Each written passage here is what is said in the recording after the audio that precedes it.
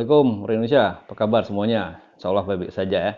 Sekarang semakin banyak saja orang berbicara tentang bahaya kantong plastik. Nggak ilmuwan, nggak orang biasa. Kayaknya pemahaman tentang betapa jeleknya kantong plastik semakin tersebar luas. Walaupun demikian, saya tetap ingin menyampaikan beberapa bahaya kantong plastik terhadap lingkungan. Apa saja itu? Nah, ini dia. Pertama, kantong plastik berasal dari bahan bakar fosil. Apa bahayanya? Bahan bakar fosil seperti minyak bumi, batu bara, dan gas alam berbahaya karena menghasilkan karbon dioksida dan gas rumah kaca lainnya saat dibakar.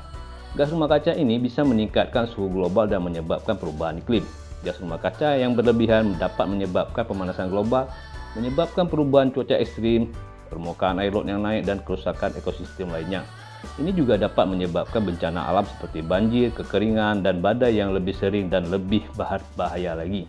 Selain itu, bahan bakar fosil juga dapat menyebabkan pencemaran udara dan air saat proses ekstraksi dan pengolahannya. Ini dapat berdampak negatif pada kesehatan manusia dan lingkungan. Pemakaian bahan bakar fosil juga dapat menyebabkan ketergantungan pada sumber daya alam yang terbatas dan menyebabkan masalah geopolitik dan ekonomi. Dan kedua, pembuatan plastik meningkatkan jejak karbon.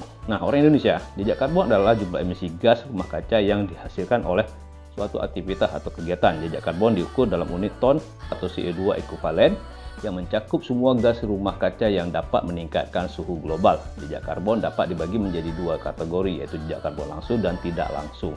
Jejak karbon langsung adalah emisi yang dihasilkan dari pembakaran seperti bahan bakar fosil, minyak bumi, batu bara, dan gas alam. Contohnya emisi karbon dari pembakaran bahan bakar pada mobil atau pabrik. Jejak karbon tidak langsung adalah emisi yang dihasilkan dari proses yang tidak langsung melibatkan pembakaran bahan bakar fosil, seperti proses produksi, transportasi, atau pertanian. Nah, contohnya emisi karbon dari produksi barang atau makanan yang diimpor dari negara lain. Jejak karbon sangat penting diukur karena memungkinkan perusahaan, organisasi, atau individu memantau dampak lingkungan dari aktivitas mereka dan mengambil tindakan mengurangi emisi gas rumah kaca. Ketiga, ini yang paling bahaya sebenarnya. Plastik sulit terurai atau butuh waktu ratusan tahun untuk terurai. Plastik sulit terurai karena plastik terbuat dari polimer yang merupakan senyawa kimia yang sangat stabil dan tidak mudah diurai oleh organisme alam. Proses penguraian plastik dapat dihambat oleh faktor lingkungan seperti sinar matahari, suhu, dan oksigen yang tidak memadai. Beberapa jenis plastik seperti polietilena atau propilena memakan waktu ratusan tahun untuk terurai. Jenis lain seperti PVC bahkan bisa memakan waktu ribuan tahun terurainya. Nah, orang Indonesia, plastik yang dibuang ke lingkungan terurai menjadi partikel-partikel yang lebih kecil yang disebut mikroplastik. Namun, partikel-partikel ini masih berbahaya pada lingkungan dan organisme kalau dikonsumsi. Jadi bukan plastiknya itu terurai, cuma jadi serpihan-serpihan kecil saja. Makanya, cari pengganti plastik ramah lingkungan seperti bahan yang dapat didaur ulang, biasanya dari tumbuhan atau bahan-bahan yang dapat terurai. Ini terakhir, plastik sangat sedikit yang bisa didaur ulang, nggak bisa dibuat benda lain. Jadi plastik yang berbeda memerlukan proses pengolahan yang berbeda. Beberapa jenis plastik dapat dengan mudah didaur ulang, sementara yang lain perlu proses lebih rumit dan mahal. Terus kurangnya fasilitas pengolahan, mungkin di beberapa daerah tidak terdapat fasilitas yang cukup untuk mengolah plastik daur ulang, atau tidak dikelola dengan baik fasilitasnya. Nah, bagaimana dengan kota tempat kamu tinggal? Apa sudah punya fasilitas pengolahan plastik? Kemudian, plastik yang tercampur dengan kontaminan atau pencemar lain itu susah dipisahkan ya.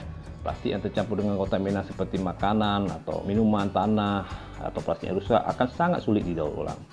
Kemudian biaya pengolahan plastik daur ulang lebih tinggi dibanding dengan biaya produksi plastik baru dari bahan baku fosil, sehingga tidak menguntungkan dari segi ekonomi. Pengusaha yang awam biasanya cuma mikir untung saja ya kan. Susah jadinya memang. Paling penting kita meningkatkan kesadaran tentang pentingnya daur ulang, meningkatkan fasilitas pengolahan, dan meningkatkan kualitas plastik yang didaur ulang sehingga dapat membantu kita mengurangi sampah plastik ya. Paling penting jangan gunakan kantong plastik kalau tidak terpaksa. Ya, harus diakui pengganti kantong plastik belum tersedia dengan banyak ya. Kalaupun orang Indonesia pakai kantong plastik, jangan lupa buanglah bekas kantong plastik tersebut pada tempat terpisah agar mudah diolah kembali. Nah, gimana? Setuju atau setuju? Terima kasih sudah menyaksikan Orang Indonesia. Sampai jumpa lagi. Assalamualaikum warahmatullahi wabarakatuh.